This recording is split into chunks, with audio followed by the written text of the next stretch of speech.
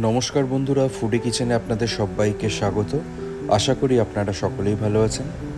সন্ধ্যাবেলা গরম গরম চায়ের সাথে যদি ক্রিস্পি মুখরোচক কোনো স্ন্যাক্স থাকে তাহলে সন্ধ্যাবেলার আড্ডাটা বেশ জমে যায়, তাই না? তো চলুন বন্ধুরা, আজকে সেরকমই একটা স্ন্যাক্সের রেসিপি আপনাদের সাথে শেয়ার করি। আলু আর সাবুদানা দিয়ে তৈরি এই জমজমাট স্ন্যাক্সের রেসিপিটা প্রথম থেকে শেষ পর্যন্ত অবশ্যই দেখবেন, কারণ এটা কিন্তু বানানো খুবই সহজ। আর যদি এই রেসিপিটা আপনাদের ভালো লাগে, লাইক আর কমেন্ট করে চ্যানেলটা কিন্তু মনে করে সাবস্ক্রাইব করবেন। তো চলুন শুরু করা যাক। প্রথমে একটা বাটিতে নিয়ে নিন 150 গ্রাম পরিমাণ সাবুদানা। সাবুদানাটা জল দিয়ে ভিজিয়ে রাখতে হবে 30 মিনিটের জন্য। জল ঢালার পর চামচ দিয়ে ভালো করে একবার মিক্স করে নিন।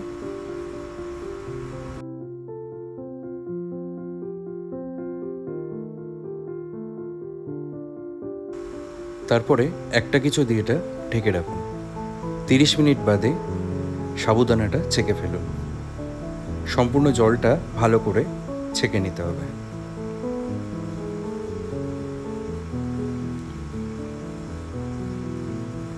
জলটা ভালো করে ছেঁকে নেবার পরে সাবুদানাটা একটা পাত্রে বা একটা থালায় ভালো করে ছড়িয়ে রাখুন এবং এটাকে কমপক্ষে 4 থেকে 5 ঘন্টার জন্য ড্রাই হতে দিন, বা আপনারা চাইলে ওভারনাইটও রেখে দিতে পারেন, তাহলে এটা বেশ ঝরঝরে থাকবে।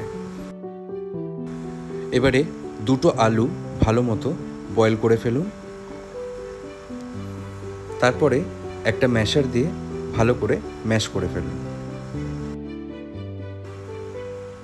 অপরদিকে আপনারা দেখতেই পাচ্ছেন সাবুদানাটা বেশ ঝরঝরে হয়ে গেছে। এটাকে আমরা ওভারনাইট রেখে দিয়েছিলাম।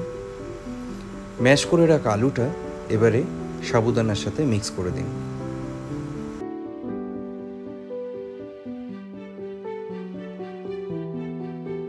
এবারে দিয়ে দিন হাফ টেবিল স্পুন পরিমাণ লবণ, কিছু পরিমাণ কাঁচা লঙ্কা কুচি, রোস্টেড দানা জিরে 1 চা চামচ পরিমাণ,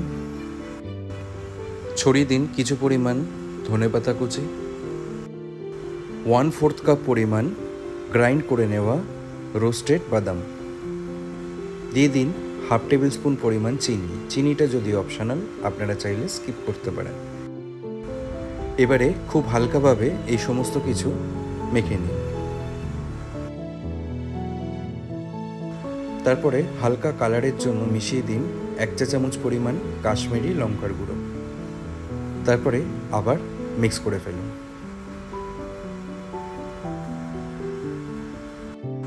এইভাবে আলু সাবুদানা বড়ার ব্যাটারটা তৈরি করে ফেলুন। তারপরে চাটনি বানানোর জন্য একটা মিক্সার গ্রাইন্ডারে নিয়ে নিন 1/4 কাপ পরিমাণ রোস্টেড কাঁচা বাদাম, দিয়ে দিন কিছু পরিমাণ মিন্ট লিফ বা পুদিনা পাতা, আর কিছু পরিমাণ ধনেপাতা কুচি, হালকা ঝাল ফ্লেভারের জন্য 2টো কাঁচা লঙ্কা, দিয়ে দিন হাফ চা চামচ পরিমাণ লবণ আর সামান্য পরিমাণ জল। ব্যাস, আর কিছু না। এবারে এটা পেস্ট করে ফেলুন। তো বন্ধুরা, চাটনিটা কিন্তু তৈরি হয়ে গেল। গরম গরম চায়ের সাথে বড়াটা তো ভালো লাগেই, তাছাড়া এই চাটনির সাথেও কিন্তু অসাধারণ লাগে। এবারে ব্যাটারটার থেকে বড়ার শেপগুলো বানিয়ে ফেলতে হবে। প্রথমে হাতের মুঠোয় গোল করে এটাকে পাকিয়ে নিন। তারপরে 2 হাতে তেলোতে রেখে হালকা হালকা চাপ দিয়ে এটাকে গোল চাকার মতো একটা শেপ দিয়ে দিন। চারপাশটা যদি ক্র্যাক থাকে বাইরের দিকটা, তাহলে এইভাবে আলতো আলতো করে চাপ দিয়ে দিন, তাহলে দেখবেন মসৃণ হয়ে গেছে। তো ঠিক এইভাবে আমাদের শেপগুলো বানিয়ে ফেলতে হবে। আরও একবার দেখে নিন।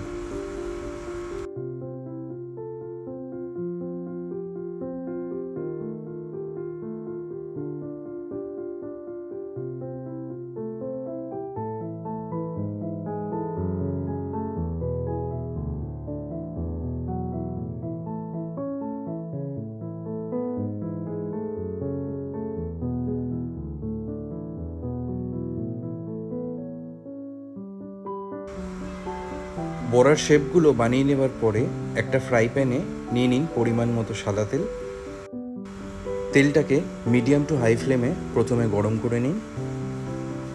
তেলটা গরম হয়ে যাওয়ার পরে বড়াগুলো এইভাবে এক এক করে দিয়ে দিন, যাতে গায়ে গায়ে না লেগে যায় সেটা খেয়াল রাখবেন।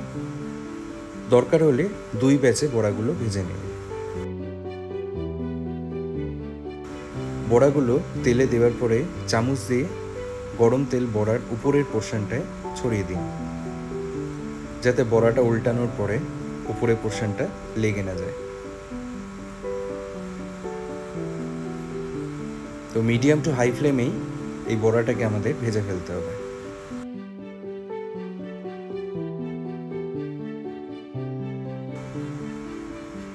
মোটামুটি গোল্ডেন ব্রাউন কালার চলে এলে চামচ দিয়ে উল্টে দিয়ে বড়ার অপর সাইডটাও ভেজে ফেলতে হবে।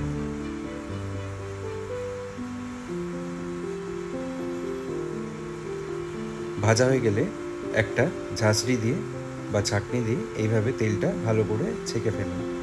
তারপরে একটা প্লেটে তুলে নিন। সবথেকে ভালো হয় যে প্লেটে বড়াটা তুলবেন তার উপরে টিস্যু পেপার বিছিয়ে রাখবেন, যাতে এক্সেস অয়েলটা সোক করে নেয়। একই প্রসেসে সেকেন্ড ব্যাচে বাকি বড়াগুলো ভেজে ফেলুন।